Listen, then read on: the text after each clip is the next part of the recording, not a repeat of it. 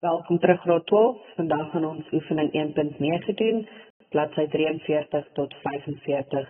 Ons is steeds besig met finansiële state. Ons kyk nou na die staat van omvattende inkomste vir die jaar geëindig 28 Februarie 2025. Begin deur die aansuiwerings te lees, asook die addisionele inligting wat vir ons gegee is op die einde van die finansiële jaar. So eerstens sê hulle vir ons voorsiening vir waardevermindering op voertuie teen 20% op die drawaarde. Let daarop dat 'n nuwe voertuig vir 540.000 op 1 Desember 2024 aangekoop en geboekstaaf is. So ons moet nou kyk hier na voertuie. Ons kan sien dat die voertuie aan die einde van die finansiële jaar 970.000 beloop het. En hierdie 970.000 sluit dan hierdie 540.000 van die nuwe voertuig in. So met ander woorde, ons gaan dit eerste van mekaar moet aftrek en dan dit wat oorbly is dan ons beginsaldo aan die begin van die finansiële jaar. Daardie voertuig of voertuie het ons dan nou gehad vir die hele finansiële jaar. En omdat hulle nou vir ons sê ons moet dit uitwerk op die drawaarde, beteken dit dat ons hierdie opgelope waardevermindering eers gaan moet aftrek van daardie bedrag af en dan nou 20% uitwerk. Daarna gaan ons dan hierdie 540.000 uitwerk op 20% vir die 3 maande wat ons dan tydens hierdie finansiële jaar dit gehad het. So vir die maand Desember, Januarie en Februarie. So die sommetjie sal lyk as volg. Die verskil tussen die 540.000 en die eindsaldo is dan nou 430.000 en dan trek ons daardie opgelope waardevermindering af en dan werk ons nou 20% daarvan af uit. Dit gee vir ons dan 55.040. Daarna vat ons nou die nuwe voertuig en omdat hy nou nog nie 'n hele jaar in ons boeke was nie en dit 'n nuwe voertuig is daar geen opgelope waardevermindering vir hierdie voertuig nie. So ons gaan niks waardevermindering hoef af te trek nie. Dis nou die eerste keer dat ons waardevermindering uitwerk. So ons werk dit uit op die 540.000 vir 20% en dis net vir 3 maande tydens hierdie finansiële jaar wat ons hierdie voertuig gehad het. So dit gee dan vir ons 27.000. So ons gaan waardevermindering hê en ons gaan dan die 55.040 plus die 27.000 wys en dit gee dan vir ons 82.040. Volgende sê hulle vir ons 'n fisiese voorraadopname toon dat slegs 245 houttafels voorhande is in plaas van die 260 eenhede wat volgens die boeke getoon word. So duidelik kan ons sien dat daar 'n voorraadtekort is. So wat ons nou gaan moet doen is ons moet kyk na ons handelsvoorraad. So ons handelsvoorraad se waarde volgens ons boek aan die einde van die finansiële jaar is 127.140. Dit is dan nou net vir die 260 tafels wat ons nou volgens boek het. So wat ons gaan doen is ons gaan daardie 127.140 vat. Ons deel dit deur die 260 sodat ons 'n per tafelprys kan kry. Wat beteken ons per tafelprys is dan R489. Die verskil tussen die 260 en die 245 is dan nou 15 tafels. So daar's 'n tekort van 15 tafels, maar met die per tafelprys gee dan vir ons 'n totale handelsvoorraad tekort van 7.335. So ons gaan onder waardevermindering handelsvoorraad tekort sit. Ons gaan dan ons sommetjie wys 127.140 gedeel deur 260 maal met 15 en dit gee dan vir ons R7.335. Goed, nommer 3 sê dan vir ons 'n debiteur het versoek dat die kredietsaldo van 1.800 in die debiteure grootboek oorgedra moet word na sy rekening in die krediteure grootboek. So hierdie word bygetel by ons krediteure wat nie op hierdie staat getoon word nie. Nommer 4 sê dan vir ons huurinkomste sluit nog nie die huur vir Februarie 2025 in nie en die verhoging van R2000 per maand het op 1 Januarie 2025 in werking getree. So met ander woorde, ons moet kyk na ons huurinkomste bedrag van 200.000. Nou hierdie 200.000 sluit nie die bedrag vir Februarie in nie. So as ons nou op ons tydlyn gaan kyk, ons finansiële jaar begin 1 Maart en het eindig 28 Februarie en op 1 Januarie was daar 'n verhoging gewees van 2000. So dit beteken vir 10 maande het ons X bedrag betaal en dan is daar net 1 maand in die finansiële jaar wat ons wel al betaal het, wat dan nou X plus die R2000 is. So met ander woorde, ons gaan sê 10X plus 1X plus 2000, gee dan vir ons daar die 200.000 wat by ons inligting was. So dit gee dan vir ons R18.000 vir X. Nou daardie R18.000 sluit nie die verhoging in nie. Dit is die bedrag voor die verhoging. So om Februarie maand se bedrag uit te werk, gaan ons moet sê plus R2000 wat dan vir ons R20.000 gaan gee. So vir huurinkomste onder bedryfsinkomste gaan ons dan sê 200.000 plus 20.000. So ons plus die 20.000 omdat die maand vir Februarie nog nie betaal is nie. En dit gee dan vir ons 220.000. Nommer 5 sê die volgende staat is ten opsigte van die lening van Absa Bank af ontvang. So ons saldo op 1 Maart 2024 was 320.000. Ons totale terugbetaling gedurende die jaar, insluitende die rente, was 169.600 en ons saldo dan aan die einde van die jaar was 176.000. Hulle sê dan vir ons die rente op die lening word gekapitaliseer en die kapitale terugbetalings sal vir die volgende finansiële jaar onveranderd bly.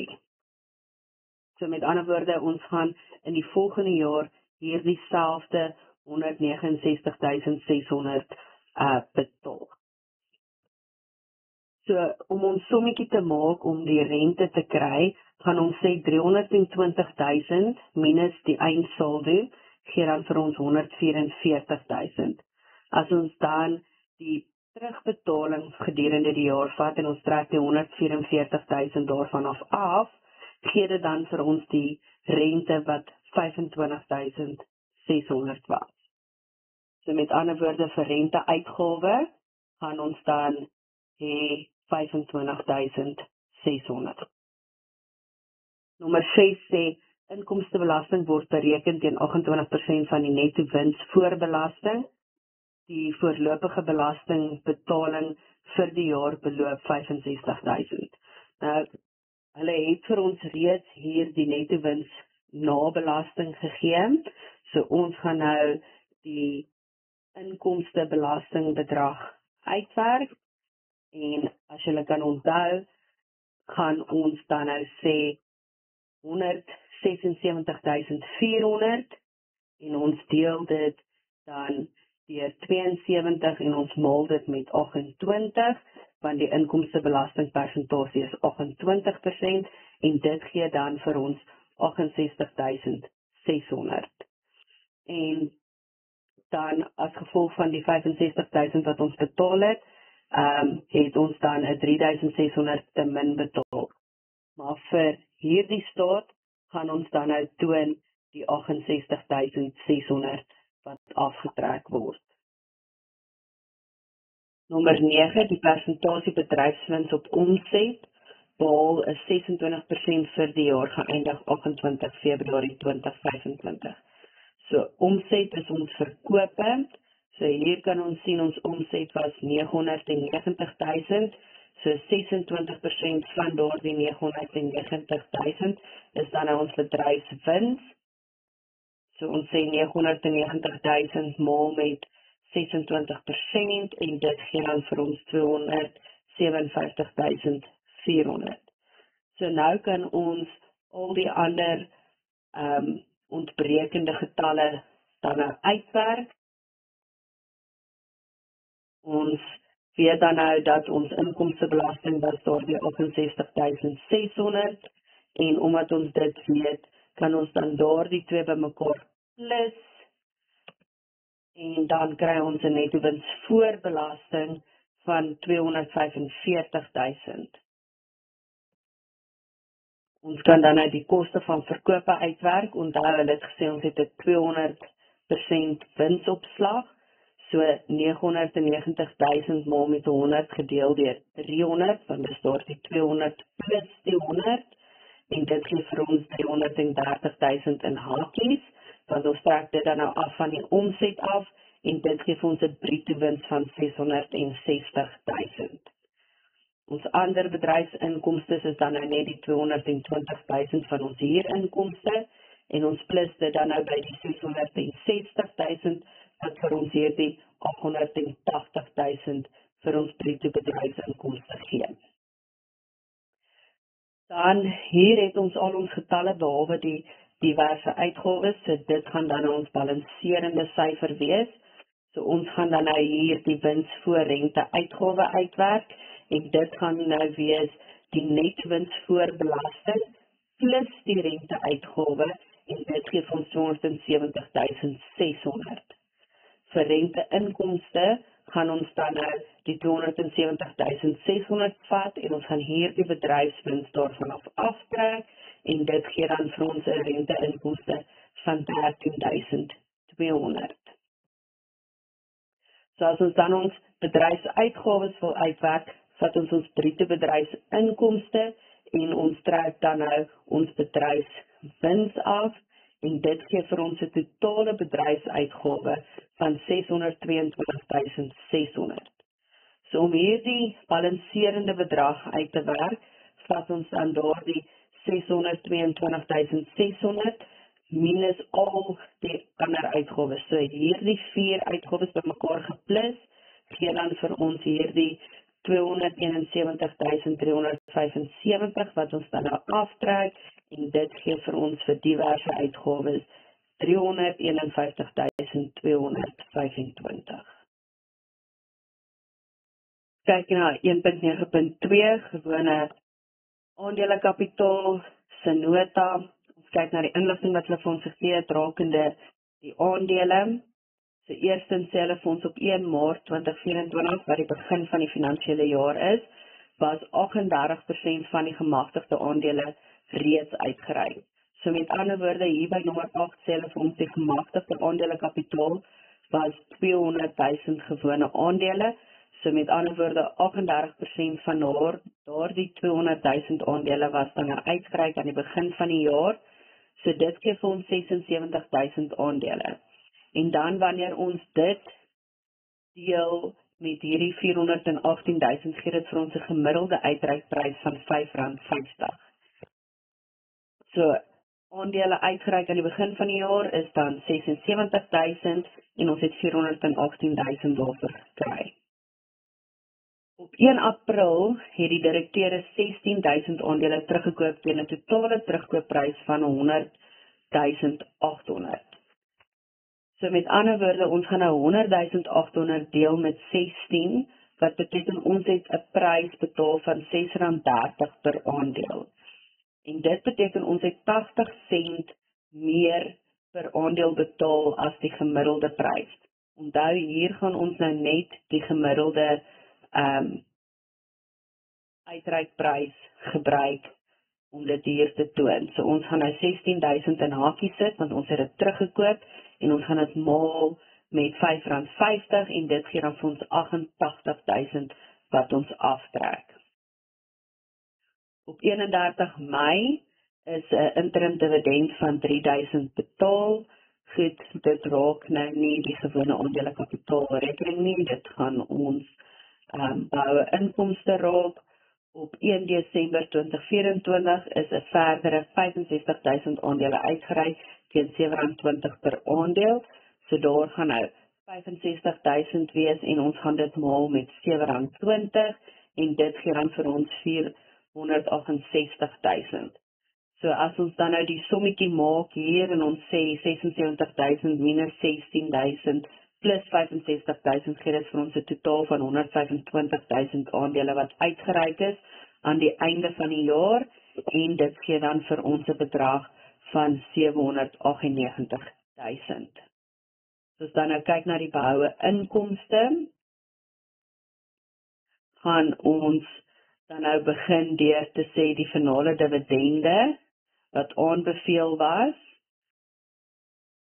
Dit was dan nou daardie 125.000 en hier op 28 Februarie sê hulle, ons het dit vir hulle elkeen 12 sent per aandeel gegee. So met ander woorde 125.000 maal met dan die 12 sent gee vir ons dan nou R15.000 wat ons aan hulle verskuldig is. Dan het ons 'n interim dividend betaal op 31 Mei van R3.000. As ons dan daardie twee bymekaar tel, is ons gewone aandele dividende dan 18.000 in hakkies. Ons het dan 'n netto wins na belasting. Dit kry ons van ons staat van omvattende inkomste en dit was 176.400 en ons het ons behoue inkomste op aandele teruggekoop en dit gaan dan aan daardie 80 sent wees maal met die 16.000 aandele en dit gee dan vir ons 12.800. So as ons dan uitwerk wat ons saldo aan die einde van die jaar is, gaan dit 191.600 wees. Kyk na die staat van finansiële posisie of die balansstaat op 28 Februarie 2025.